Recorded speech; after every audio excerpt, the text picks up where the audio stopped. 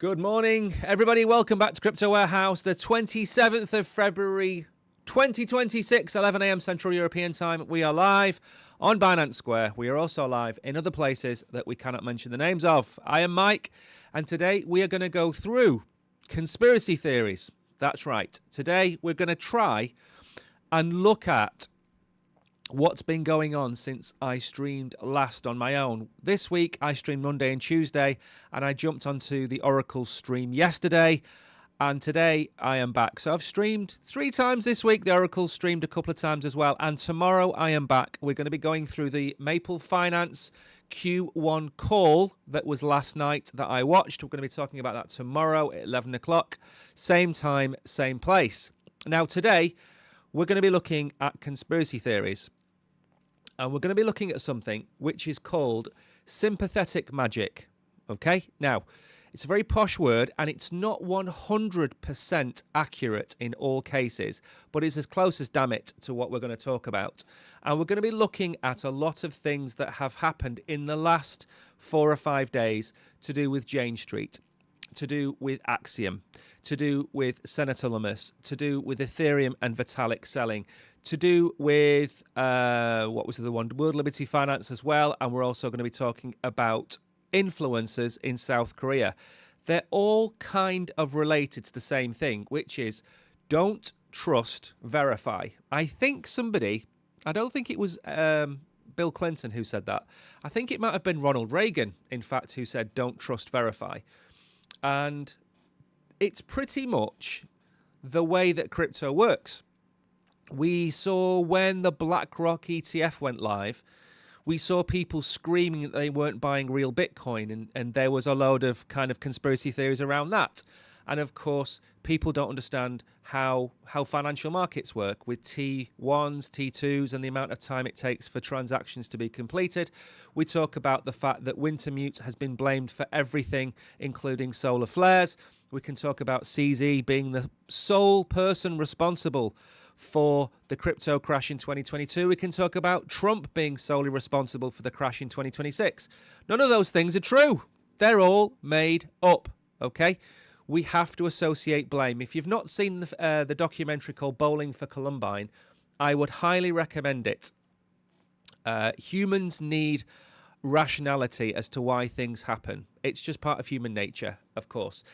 So we're going to be talking about a lot of stuff today, but it's all relevant. It's all to do with crypto. And it's all to do with lots of things. Now, of course, we are streaming over there. Please do not come into chat and ask for red boxes if you're on Binance Square. I will mute you, okay? This is not a begging channel. Go and beg somewhere else. Is the market going to go down again, or is it going all now? Says Luke. And hi and good morning. I hope you are incredibly well. We are going to very quickly bring up the markets, and I'll explain what I think is going to happen. Now, there is one other thing to mention before we get into anything else, and that is this, okay? We interviewed Ben Cowan yesterday. I've started editing the video today. It's going to take me some time. We asked Ben all of those questions. Is Bitcoin going to keep going down? Are we getting to the end of the business cycle? Is there a recession on the horizon? We asked Ben all of those questions. The Oracle on screen with him. It's about a 40-minute interview. We have already clipped it into clips. We will be uploading those to Binance Square and X and other places as well. It was a very good interview. We even found out what dubious speculation came from. So that's something dropping. We're probably going to do a world first on Binance Square. Probably going to broadcast it there before we upload it as a video. So, yes, please bear that in mind. Now, the question that was asked in chat was, are we going to go down any further, or are we going to go up? And I've made probably 5 videos this year, and we are at the end of February. So I've made a video once every 2 weeks about this, and the long and short of it is there is a cycle and a pattern to what is going on now that is completely independent to whoever you want to blame, which is the theme of the show today. And very simply put, we came down, we got rejected at the bull market support band. When we went back up, we've come down a lot further than I expected this quickly, and we're having what's called a relief rally. That relief rally could take us to $70, $74, $80, $85,000 over probably the next 5 or 6 weeks. And then we're going to have the summer slump, which we have pretty much every year. And then by October, maybe even November, we will start to rally to the upside. We will have the midterms done on November the 6th. I think that's the final day. And then after that, I think we're going to have 2 clear months, hopefully to move to the upside and finish the year higher than when we started it. That's pretty much where I expect it. Now, Bitcoin is coming in at 67.3. We were at 69 yesterday, were we? Something around that mark. Ethereum is still clawing to $2,000, which is great to see. XRP is at $1.40. It's Groundhog Day. Welcome to Groundhog Day. Okay? Pick any day of the month, and this stream will be applicable. At $1.40 for XRP. BNB coming in about $6.25, $6.20. It's been around that price for a while now. Solana is at $86. Remember, Solana is our dollar cost average token that we're going to be doing over the next year or so. Hopefully not too far into next year. We're going to be buying Solana on the way down. We've got Cardano still at 30 cents or thereabouts. Hype is starting to look like it's bottoming. Now, I would love to see Hype at around $23, $24. I don't know whether we'll get there, and I don't always get what I want. But I think at some point this year we could go down that low. Other coins to talk about. Chainlink, I think, had wicked back up above $9. It has. It's back above $9. It's still an absolute steal at that price. Gainers over the last 24 hours. Decred, Layer Zero, Arbitrum, Stable, ICP are up, Memecoin. There's a few coins up. This is one of those days where we have some losers, we have some gainers, but we are on a Friday, which means we have a low weekend, we have a low volume weekend. We could very easily be sitting here on Monday morning at 67,250 and not much happen over the weekend. Or, given that there's a lot of macro events allowed to happen, given that Iran has just walked away from the table, we could also expect a massive, massive weekend. But we don't know, and we can't base our streams on black swans. Something's going to happen with Iran. Maybe they sign a deal. Maybe they sign a deal at 1 minute to midnight. Maybe they don't. But we can't base a stream on that. So in answer to your question, that's pretty much how I think it's going to be. Also, as I have said to people, if you come in here and you ask for red boxes, I will mute you. We are not a charity, and you are not begging on our stream. Now then, back to the stream. So there's a few coins losing down there. You've got the likes of Lighter. You've got Uniswap. Zcash is way below $300 now. Trump, which had a little bit of a rally, is down. Bitcoin Cash. Let's move on, shall we? We don't need to talk too much about this. We've got a couple of X-Files before we get into the news today. And I really don't know what's happening. One of our channels that we stream on sent no notifications out, so nobody knows we're streaming. But Binance, of course, works first time, every time. The Trump family-backed Bitcoin miner, American Bitcoin Corporation, reported $78.3 million in revenue for the last quarter of 2025 and has increased its Bitcoin holdings by 58% quarter over quarter, and that has been community noted. Well, it's nice.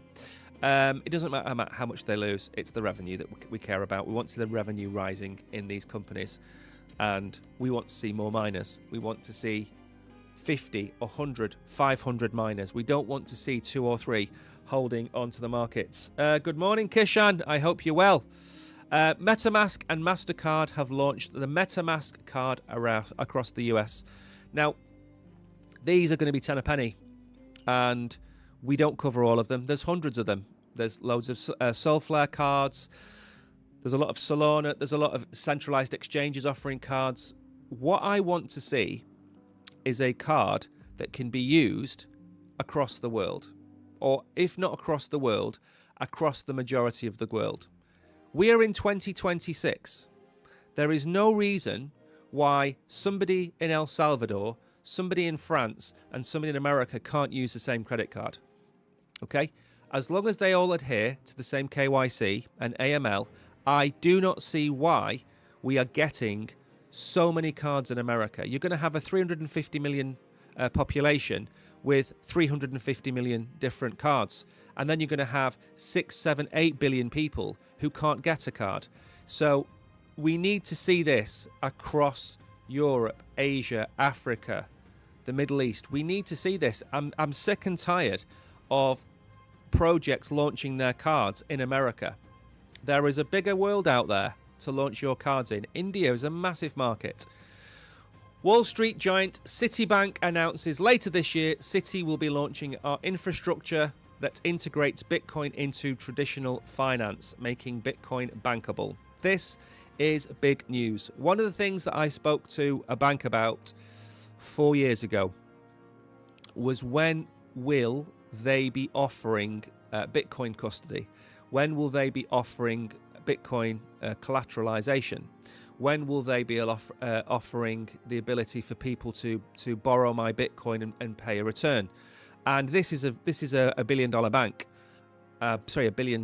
multi-billion pound bank, and the answer was the same. We're just waiting for the market to mature. We're just waiting. And I think that's the key with a lot of banks. It's not a case of, in crypto, a lot of the time, it's they do without thinking whether they should. In banking, they do the opposite. They wait before they should do. They don't do. There's a lot of do's in that conversation there. But they wait for certain saturation of markets, certain growth. Obviously, they need to work on development, all of those kind of things. But this is the first step. This is why I keep saying to you, Binance is going to become a bank. Other exchanges are going to become banks. But banks are also going to become crypto custodians. That's how this is going to happen. There's going to be a merger. In fact, probably there will be the likes of, in the olden days, you had traditional media merging with the internet. So you had AOL making partnerships.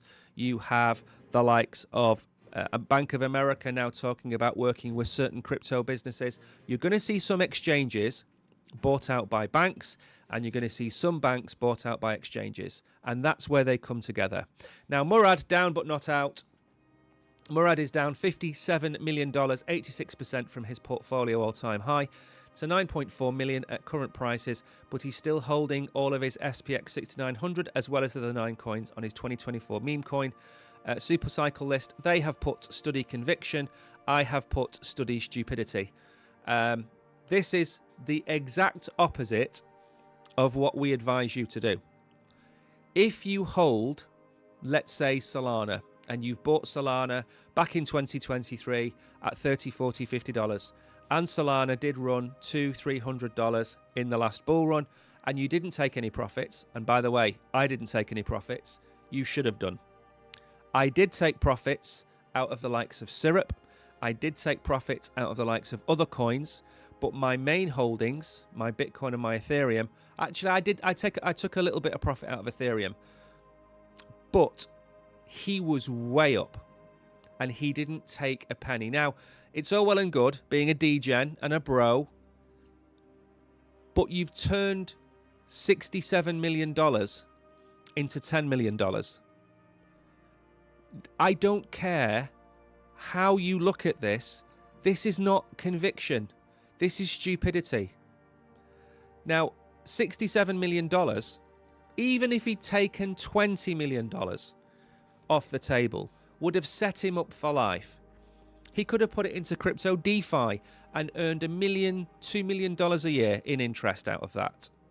Don't think you're big and brave and hard and beautiful by holding your bags for the next 10 years. This is a game of attrition. You want to get in at the best price possible and get out at the best price possible. And sometimes when we sold our syrup, I think we sold it at 40 cents, something like that, 45 cents. It felt really bad selling our syrup. But now we're at 27 cents and we've kind of round tripped it pretty much. The other coins that we've bought and sold, we've bought back into at lower prices. So it can happen. And it's a horrible feeling. It's probably harder to sell than it is to buy. but you have to somehow train your mind to do that. Now then, this is pretty... Excuse me. And they're closing down. There's a big long explanation why. This I wouldn't blame on Colony. I would say, very simply put, there's too many chains. They do very little between them. You look at the daily transaction volume. How long can they continue for? Is there going to be a merger of chains? Are some chains going to die? Or in this instance, is the ecosystem going to die around the chain? Is the AVAX blockchain going to continue, but then all of the projects which are starved of revenue, are they all simply going to die? We've talked about Step Finance and Remora Finance. They've gone because of a hack. So it doesn't necessarily mean they go because they don't get enough fees. They can also go because of hacks. And I just think, you know, we're at that stage of the market where these things are starting to go unnoticed at the beginning. But I think more and more companies are going to start going out of business, probably over the next 12 months. They probably held on for the all-time highs that we never saw. So just keep an eye out for that. Now then, this is the first of the conspiracy theories to do with Jane Street. Now, Jane Street was a company that was sued on Sunday, and this is how fast these things happen, by Terraform Labs for basically crashing Luna. And I think we covered this on Monday, and since then, and today's only Friday of the same week, since then, all hell has broken loose.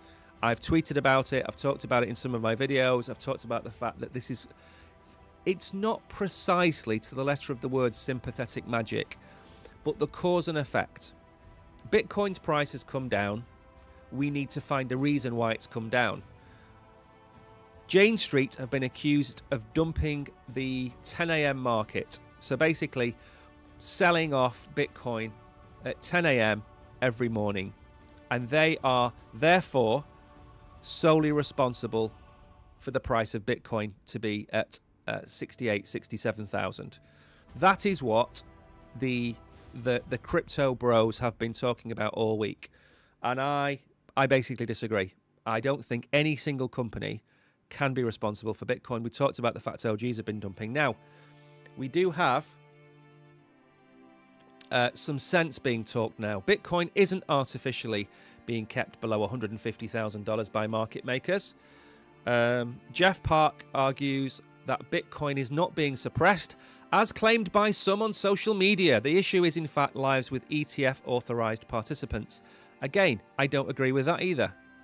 I don't believe there is a single reason that you can put on the price of Bitcoin being where it is. I think it's part of the cycle that we've been in, the 4-year cycle, absolutely. But then everything else is irrelevant. The midterm years, markets suffer. Riskier assets are sold off and safe haven assets are bought. Gold, all-time highs. Bitcoin, 50% down. Midterm year. It's where we are. It's where we are. We can go back 4 years, 2022, when we started the channel. Where was Solana? Where was Ethereum? It's part of the cycle. Now, whether the 4-year cycle is Bitcoin, whether the 4-year cycle is the presidential election, whether the 4-year cycle is to do with liquidity, it's still part of the same cycle. And I don't believe you can simply say the ETFs are to blame. Jane Street, it's them, or we need to arrest them and put them in prison because they're responsible for Bitcoin being at $67,000. No. Park points out that authorized participants operate under a special exemption that allows them to short ETF shares without borrowing costs, capital requirements, or deadlines to close positions. The exemption isn't unique to Jane Street. The brokerage arbitrage. Normally, if IBIT trades below the value of its Bitcoin holdings, an arbitrage trader would buy IBIT shares, redeem them for Bitcoin, and pocket the difference. This buying pressure should close the gap, but APs control the entire process, which changes the incentive structure. I am not buying any of this. This is simply changing one potential witch for another. They are all, to some respects, likely to affect the price of Bitcoin. If something happens with Iran over the next 72 hours, it will affect the price of Bitcoin. But that individual issue alone is not the reason why Bitcoin isn't at $150,000. If we sat here and said, as we did last year, we're going to top out in Q4, we're going to go into the midterm, and we're going to go into the bear market. If we know that 12 months in advance, then why are all of these different things responsible for the price of Bitcoin today? They're not. None of them are. Not a single one of them is solely responsible. There are, of course, black swan events. We saw COVID in 2021, 2022. Of course, that had an impact. We locked up the entire world. Dolphins were swimming around Venice. We know those things can happen. And they do have a big impact on the price of Bitcoin. But they're not solely responsible. Trump isn't responsible. Sam Bankman-Fried isn't responsible. Do Kwon isn't responsible. It just makes up part of the ebb and flow of the sea. That's all it is. So don't buy into any of this. I don't believe for 1 second any individual thing is responsible. I've made a video back in December or January of the year before. So what's that year? That would be 2024. December 2024, January 2025. I made a video called Donald's Ducks. And Donald's Ducks was a series of monetary events and crypto events that would have to happen for the perfect bull run. And they were things like interest rates, liquidity in the market, ETF approvals, Gary Gensler being replaced, a new what was the other one? The Bitcoin strategic reserve. All of these things. There was about 6 or 7 of these things, and I called them Donald's Ducks. And I said, if we get the majority of these, we're going to have a good year. 126,000 was a pretty good year. Ethereum going to nearly $5,000, you could argue, was a pretty good year. Everything else, apart from maybe Hype and a few others, not so good a year. No rotation of liquidity. Maybe that's down to the ETFs, who knows. But the point of the matter is, there's not one single thing where you could say,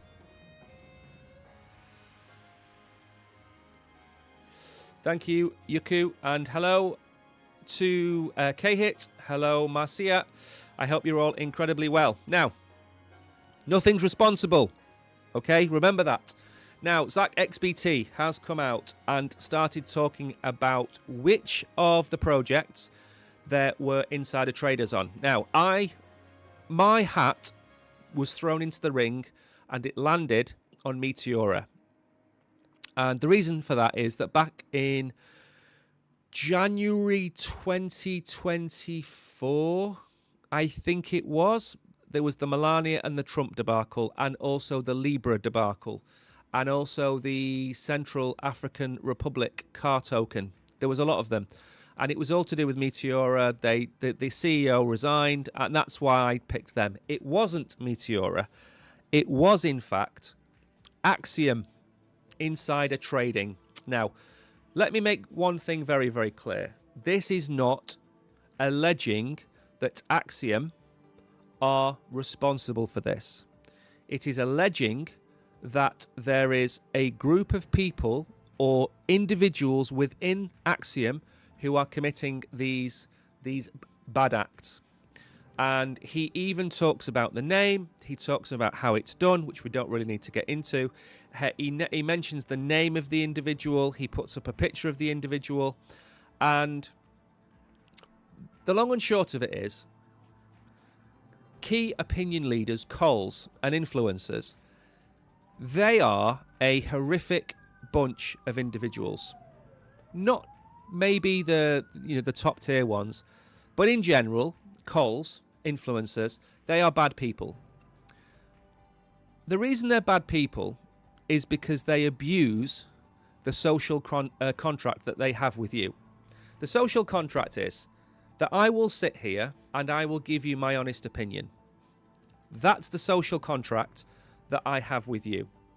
Your part of the social contract is to consume the content, add to the content, get involved, generate debate, be a family, create a community. That's your part of the social contract. Now, there are many, and I could name at least 10 off the top of my head, influencers who abuse this.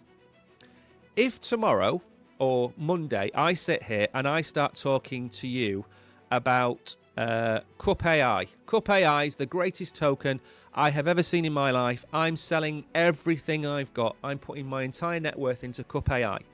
The majority of you won't believe me, but a good chunk of you will. Now, you multiply that by 2 million followers, 1 million followers. You might have 50, 60,000 people who will buy into that token. They might all put $1,000 or $2,000 into that token because Mike said Cup AI is the future. Now, unbeknownst to you, I have been given a huge bag of Cup AI tokens. And the day it goes live, I put out this post. I'm so excited to be in this. I'm so happy to have Cup AI. I'm going to be buying it all day. Here are some of my buys, fake pictures. You then ape in, price goes through the roof. The call sells his bag. He will walk away, or she will walk away, with hundreds of thousands, if not millions of dollars. Okay? And they do that over and over again because newcomers to crypto will look at people like that and go, well, he must be or she must be really good because they've got 800,000 followers. I'm going to follow this person because they're going to tell me the direction of the market and I'm going to win. And then you see Cup AI, you put $1,000 in, you've lost your $1,000. That's because that wealth transfer has gone from you to the founders of Cup AI and the influencers. They are bad people. Not all of them, but there are a huge chunk. And what the Axiom guy was doing was he was finding out, Brooke Bauer was the individual, he was finding out who these influencers were. He had their reference numbers, their codes, their wallets, their user IDs. He could track what they were doing. And what tends to happen is these calls, they get wallets, they bundle them together, they sell from maybe 10 or 20 or 30 of these wallets, and then they make their money. And then Zach uncovers them 6 months later, and nothing is ever done. He called it out as it was. He talks here about the fact that this happens, and he thinks, well, he doesn't think he knows he is right. This will clearly be passed on to the authorities. Axiom clearly were not involved with this. And this isn't another centralized exchange, by the way. We're not talking about a competitor or anything here. This is an online platform. This is really bad. But there are bad actors everywhere. And the point of people like ZachXBT is he finds them. And he finds them. Maybe we need 50 more Zachs, okay? Because you should have nothing to hide. If you're an influencer, you should have nothing to hide. In fact, what influencers should do, and I'm maybe pushing the boat out a bit here, maybe they should publish their online wallets. Maybe they should admit how much they've got, or show their workings out, show their hot wallets and stuff like that. Maybe not their personal investments, but you know what I mean? How they get paid, basically. And I think we're going to talk about that a little bit in a minute when we talk about South Korea. But for me, that was great crypto Twitter. Crypto Twitter cinema. That's what it was. And it's great because Zach announced it on Monday, I think, that he was going to do this. And then he released it on Thursday. We broke the news yesterday on the stream. The Oracle about the Clarity Act. Just give me 1 second. Yeah, I cannot get over. I'm going to drop a box, by the way. I cannot get over how poor a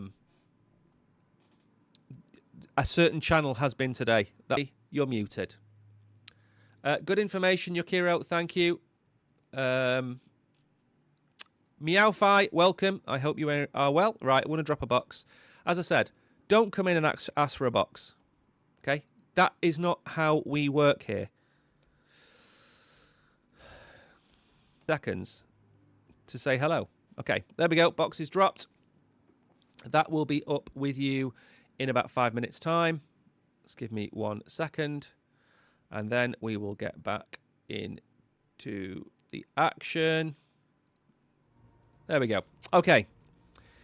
We do not want your support. Sam Bankman-Fried backs the Clarity crypto bill from prison, drawing bipartisan rebukes from Lummins and Warren. Now, I never thought I would see the day where Elizabeth Warren and Cynthia Lummis agree on anything, okay? What Sam Bankman-Fried has done, greater men than him have failed to do, okay? So we should probably applaud him in his prison cell for bringing them together in their condemnation of him. He has said, down here we go. The Clarity Act will be a huge milestone for crypto and a huge achievement for Trump, he said in a post. I was championing a similar bill to get crypto out of the SEC when it was in the hands of Gary Gensler. And then he goes on to talk about the fact that they were going to try and pass a Digital Securities Act to get it to the CFTC, all of these kind of things. What he doesn't mention is, again, I can't mention other exchanges. There was a plan, and I don't know if many of you are aware of this.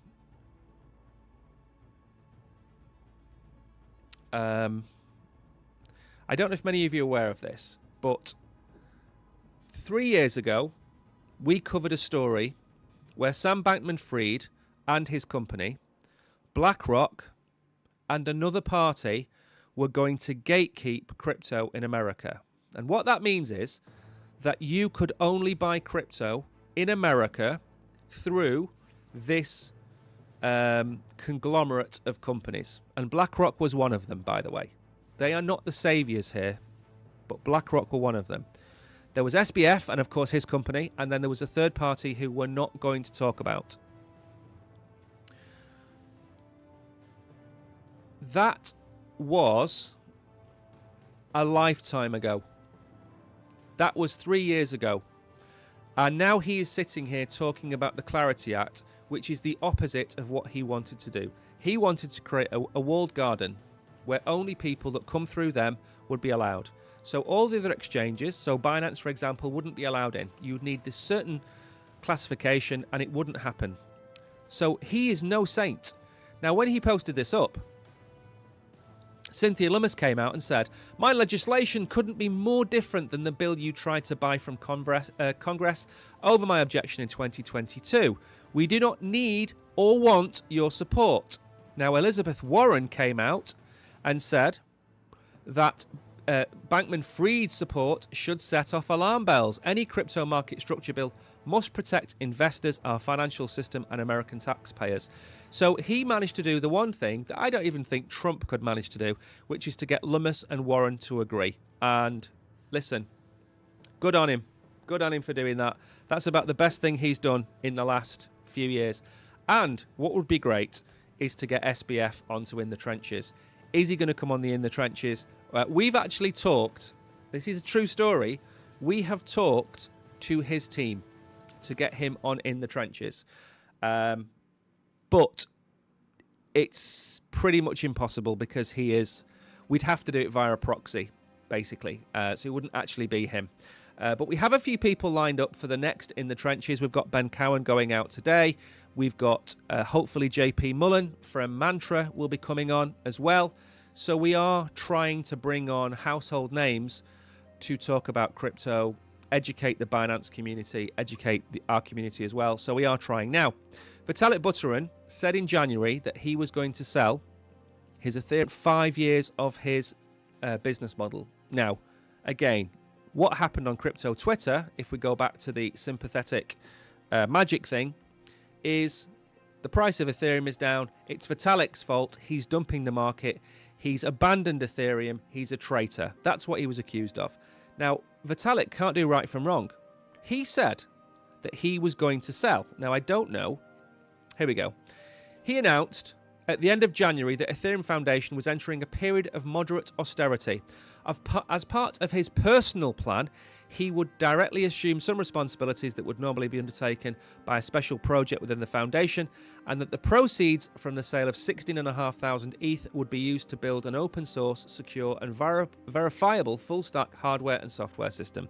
That's what he said. I'm going to sell 16,500. He sold 19,500. I don't really care about an extra 3,000 ETH. Who cares? It's his money. Now, he sold that to build something. He said he was going to build something. He said he was going to sell to build something. He sold to build something, and crypto Twitter lost their tiny minds about it again. So, Vitalik can't do right from wrong. If he announces it, it's ignored and he is blamed. If he doesn't announce it, he is blamed. He doesn't win in this scenario, okay?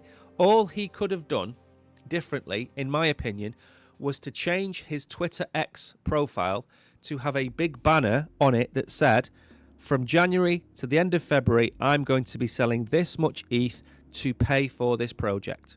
That's what he could have said. And it's the only thing different he could have said. But you can't crucify the guy for this. He said he was going to do it, and he is doing it. Right then, moving on. I didn't realise. Oh yeah, sorry. There's another piece of news about Ethereum that I want to share with you, and this one's quite important. That one, as I said, I feel sorry for him. Hi Apu, I hope you are well. Right then. Where are we? Vitalik maps Ethereum's fast L1 slot reduction plan.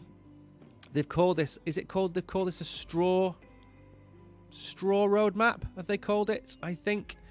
Ethereum's slot time is getting cut incrementally. That's the core message from Vitalik, who posted a detailed thread on X about it. As Vitalik posted, the plan is to reduce slot time using what he calls a SQRT at a time formula. The path runs 12, 8, 6, 4, 3, 2. He was clear on one thing. Fast slots sit separately at the top of the roadmap. They do not connect directly to other work. The rest of the protocol changes happen roughly the same way. Either the slot time is 2 seconds or 32 seconds. Now, again, I will harp back to the comment that I made a year ago, which is, this is it, the straw map. Okay, that's what it was called. This is the right thing, and Vitalik is now back on the path. A year ago, I said there is no direction for Ethereum. There is no roadmap. We don't know what's going on. Yes, we had a couple of upgrades to the system. Yes, but 2026 has started with Vitalik taking complete control of his thoughts, of the Ethereum ecosystem, and it gives confidence to everybody building on Ethereum. If you have a head, whether it be legally the head of the organization, so Charles, for example, doesn't really have any control over Cardano, but people listen to Charles more than anybody else. Vitalik is he's more than a symbol. He is the driving force behind the company, even though they've got their own CEO, even though they've got teams in place now. And I think this is exactly what Ethereum needs right now. Exactly what it needs. So, you've got the straw map, you've got the quantum resistance arriving, and listen, the two things that he was accused of, one recently and one not so long ago, is it going to be quantum resistant? And where is the direction of Ethereum? He's come out and basically said, we don't need layer 2s. What's a waste of time? We can now solve these things ourselves. Bang. Roadmap. What about quantum computing? What's going to happen there? Well, Clawbot can go and hack a Mexican government website. How far off is Ethereum from being hacked by... Now then, Cardano news. Cardano onboards MoneyGram, eToro and Vodafone as Midnight node validators. This is the slowest grind of any blockchain on these validators to Midnight, which is what Charles has been talking about being the kind of the workhorse, the privacy chain. It's going to be the identity chain. It's going to do all the things that he wanted it to do. It sounds a lot like he's built Midnight to be what he wanted Cardano to be. Massively bullish news. Midnight is a privacy-focused blockchain project shaping the Cardano news landscape as it has secured these collaborations. Charles has been on a couple of interviews as well in the last 48 hours. One with Crypto Wendio and another one with Rice, I think. And again, these are just big things, okay? And we're not going to talk too much about them because it's pretty boring. Node operators is pretty boring, but it's big, okay? When Cardano are being mentioned in the same breath as MoneyGram, eToro, and Vodafone, it's a bullish sign. Bullish sign for Cardano, but also a bullish sign for Midnight and the ecosystem. Right then, let us move on very quickly. How long do we have left? 18 minutes left. 2 articles to go. I think we're going to be finished on time today. We might even have a chance to look at some charts. Who knows? Let me just very quickly keep an eye on chat and see how things are going over there. Apu, I am fortunately going to mute you. Janet, I hope you are well.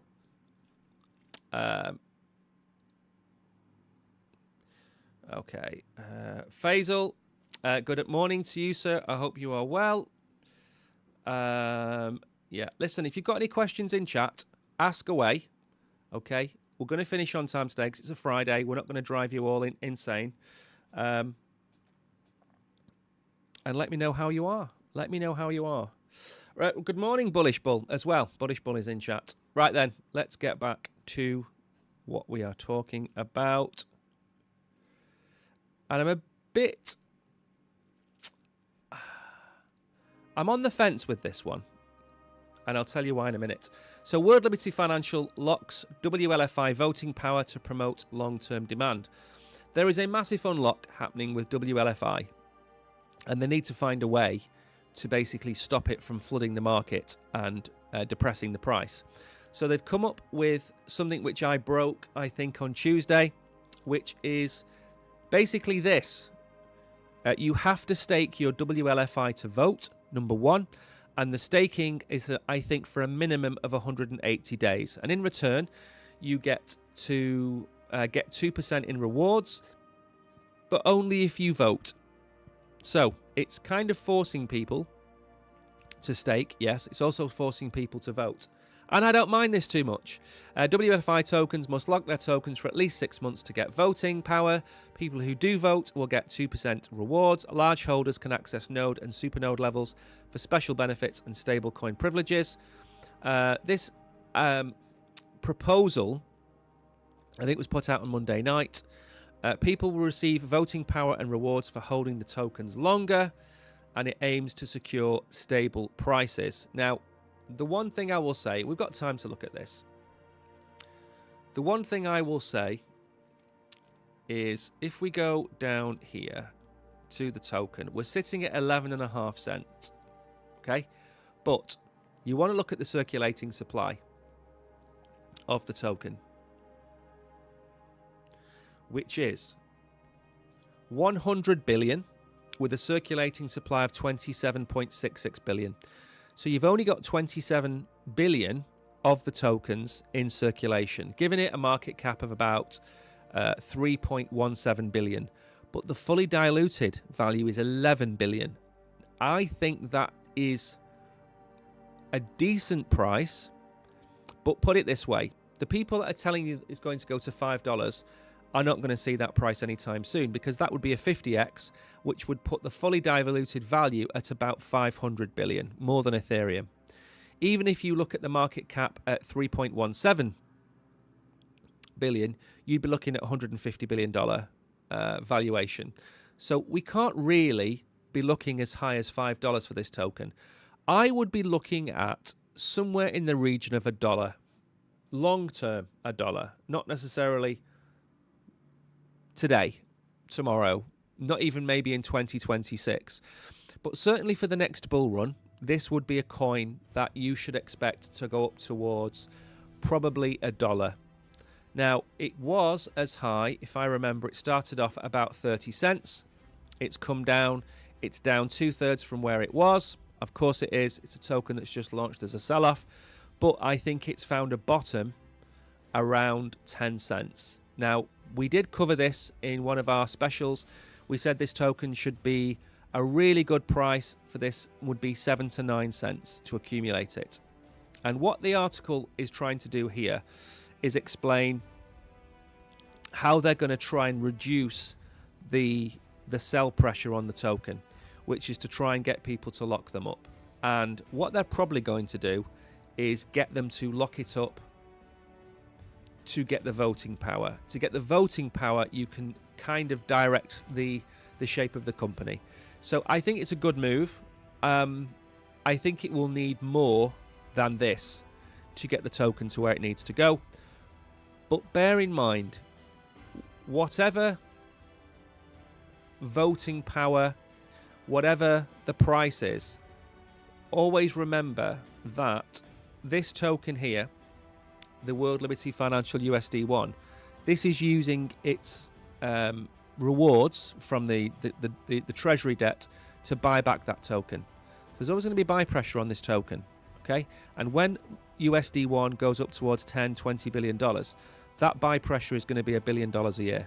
So there is a balance here between how much of the token can they keep off exchanges against how much can they grow their stablecoin by to create enough buy pressure to keep the token price high. That's the situation that they are in. Now then, this is the kind of the big thing we were talking about right at the very start of the stream, which I said, and I mentioned some people. I think, genuinely, I think this should be a global initiative. I think X, YouTube, Binance, who else is there? Kick, Twitch. I think everybody should be involved with this. And the reason is what we were talking about before is influencers basically dumping on you. And I'm not going to name names because that's not what we're talking about, but we put a question to Ben the other day about people who are cheerleaders for $200,000 Bitcoin or Doom merchants talking about a $20,000 Bitcoin. And the one thing that we kind of skirted around but didn't mention is influencers abusing their position and abusing their power. And the way I would describe it, as I said before about Cup AI, is if an influencer just suddenly... We can see, because we watch other streamers, we can see what they talk about on a regular basis. And we can see them promoting exchanges, no problem with that.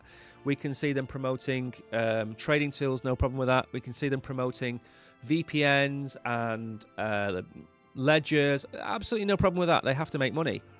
And actually, you can't see it on the left-hand side because it's a white screen. But if I go over here, so you can see Maple Finance, Wolfies, World Liberty Financial. We tell you on every live stream that I do who we are partnered with. We don't avoid or skirt around it. We tell you who we're partnered with. And the difference between this, which is this somebody who says, right, we're now sponsored by Cup AI, you know there's a relationship there.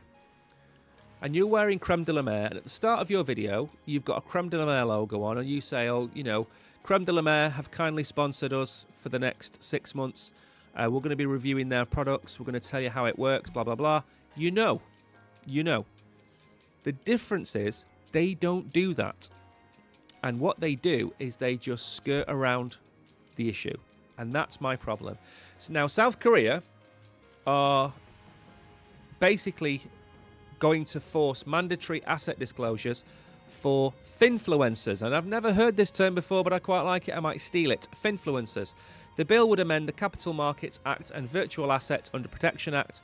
Violations could face penalties aligned with capital market offences. South Korea is tightening its regulations on social media promotion of crypto, a measure introduced on February the 25th by members of the Democratic Party. Influencers will be compelled to reveal any crypto holdings and sponsored campaigns as a result. So-called influencers are the focus of the proposal, people who frequently offer investment advice online. We have never once offered investment advice because that's not what we do. We are not a qualified investment advisor. everything we say is not financial advice, and I think that's something else you need to understand about people. Now, I might say things from time to time like, if you don't hold any Bitcoin, you're crazy, okay? But I will also tell you that don't go and buy a meme coin and put 100% of your net worth in, because in my opinion, that will go to zero. Now, if that's financial advice, it's a grey area.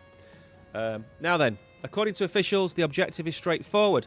Safeguard individual investors in one of the most active cryptocurrency marketplace globally. Regulators aim to lessen hidden conflicts of interest by enforcing transparency. Additionally, curb pump and dump manipulation is exposed. I think anybody that is involved in a pump and dump should be fined. That's just my opinion. Now, they talk a little bit more about this. Their openness ensures that retail investors know their ulterior motives behind the viral investment advice. It is therefore expected that South Korean crypto regulations will revise how projects approach local marketing. I am absolutely for this. Absolutely. The reason is very simple. I think what we try and do as a comparison is we try to stay to the main coins, the big coins, because we think they've got the most chance of giving you a successful portfolio, whatever you want to call it. The issue is you get a 20-year-old kid talking about a token. Other 20-year-old kids will watch them on TikTok. Other 20-year-old kids will have no idea what that token is about, or the tokenomics, or anything about the holders, and they'll go and buy that token and it will go to zero. Okay? And then that 20-year-old kid on TikTok will go, not my problem, not financial advice, you should have looked into it yourself, don't blame me. And then he'll walk away $50,000 or $100,000 richer. The kids will all lose their money. That's what we need to stop. I am wholly on board with that. Now, I think we have got to the end of the stream. We are at 66686. I don't know whether that is a sign or not.